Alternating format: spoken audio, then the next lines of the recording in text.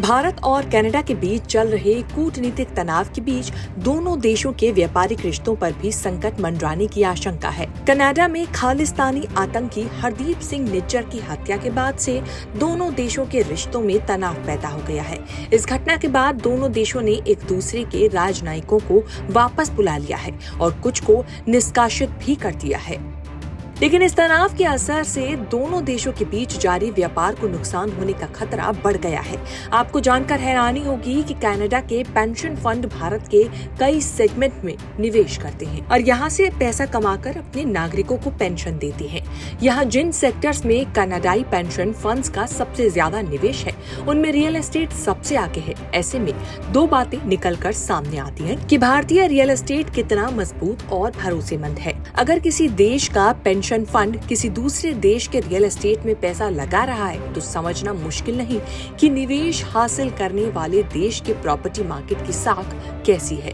दूसरा, अगर भारत कनाडा के रिश्तों में तल्खी आती है तो फिर इन पेंशन फंड्स को यहाँ से पैसा निकालना पड़ सकता है, जो भारत के लिए रियल एस्टेट मार्केट के लिहाज से अच्छी खबर नहीं होगी।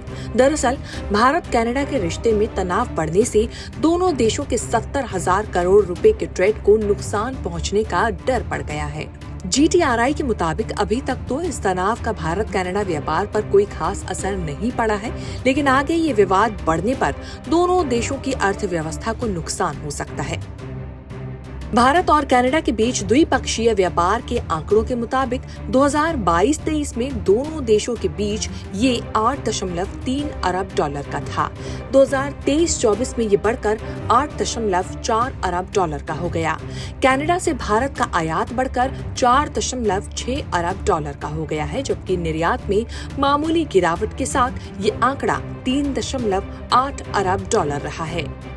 हालांकि फिलहाल इस तनाव का व्यापार पर कोई असर नहीं पड़ा है, लेकिन अगर इन रिश्तों में ज्यादा तल्खी आ गई तो फिर आने वाले दिनों में व्यापार को भी नुकसान झेलना पड़ सकता है। भारत में कनाडाई पेंशन फंड्स का भी निवेश है। आंकड़ों के मुताबिक कनाडाई पेंशन फंड्स ने भारत में करीब 6 लाख करोड़ रुपए का निवेश किया है। कनाडा की करीब 600 कंपनियां भारत में कारोबार कर रही हैं। ऐसे में व्यापार पर असर पड़ने से कनाडाई पेंशन फंड्स को भी मुश्किलों का सामना करना होगा। AsiaPacific.ca की एक रिपोर्ट में कहा गया है कि 2013 से 2023 तक कनाडाई पेंशन फंड्स ने भारत में ज्यादातर निवेश रियल एस्टेट में किया है, जहां 3.8 अरब कनाडाई डॉलर से ज्यादा का निवेश है। इसके बाद फाइनेंशियल सर्विसेज में 3 अरब कनाडाई डॉलर से ज्यादा, इंडस्ट्रियल ट्रांसपोर्ट में 2.6 अरब कनाडाई डॉलर का निवेश किया गया है। इसके अलावा इंफ्रास्ट्रक्चर और रिन्यूएबल एनर्जी सेक्टर्स में भी बड़े पैमाने पर निवेश किया गया है, लेकिन रियल एस्टेट 23,000 करोड़ रुपए से ज्यादा निवेश हासिल करके कनाडाई पेंशन फंड्स का पसंदीदा बना हुआ है। ऐसे में इस सेक्टर के लिए दोनों देशों के बीच टेंशन बढ़ने पर कई मुश्किलें खड़ी हो सकती हैं। बहरहाल, अगर कनाडा की कंपनियों की भारत में मौजूदगी को देखें तो CII की तरफ से पिछले साल जारी की गई एक रिपोर्ट के मुताबिक 30 से ज्यादा भारतीय कंपनियों की कनाडा में उपस्थिति है। देश में उनका निवेश 40,446 करोड़ रुपए है। इन कंपनियों में 17,000 से ज्यादा लोगों को रोजगार मिला है। इन कंपनियों का R&D पर 70 करोड़ कनाडाई डॉलर खर्च किए जाने की बात भी कही गई थी। यानी भारत और कनाडा के बीच बढ़ता कूटनीतिक तनाव दोनों देशों के व्यापारिक रिश्तों के लिए एक बड़ी चुनौती बन सकता है। ऐसे में इस तनाव को जल्द खत्म करना दोनों देशों की अर्थव्यवस्था के लिए फायदेमंद रहेगा। खासकर रियल एस्टेट के लिए तो ये संकट जल्द खत्म होना बेहद जरूरी है।